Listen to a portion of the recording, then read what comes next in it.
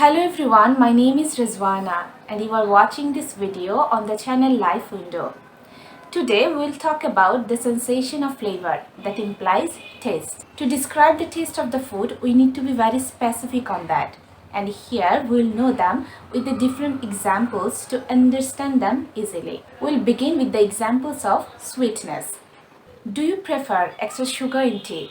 It tastes too sweet. So any food item that is prepared with sugar or honey having a pleasant taste, it is called sweet.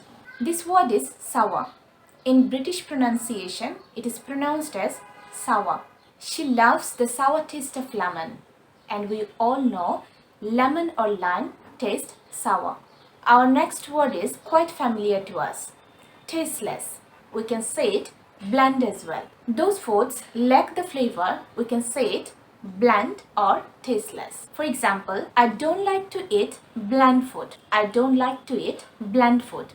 Or the soup was totally tasteless. Salty. This is something like savory. Let's see the sentence. My today's fish curry became too salty. Then I needed to add a little water to it. So here is our example of salty. This word is creamy. My sister is fond of creamy coffee. Those dishes we make using lots of cream, we can say them creamy dishes. For example, mushroom, oven-baked pasta, coleslaw salad, etc. Then you have the word rich. The food items that are prepared with full of butter, sugar or chocolate, we can say them rich food.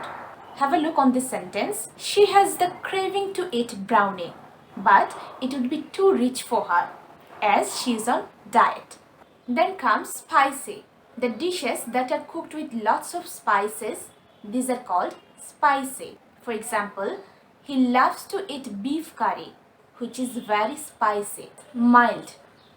Mild is the opposite word of spicy, where we use less spices. For example, I try to have mild food. I try to have mild food. The word is savory. It tastes salty but not sweet. For example, I always prefer savory items than sweet. This taste gives a sharp sensation. We'll understand by this sentence. Ginger and mustard seed taste pungent.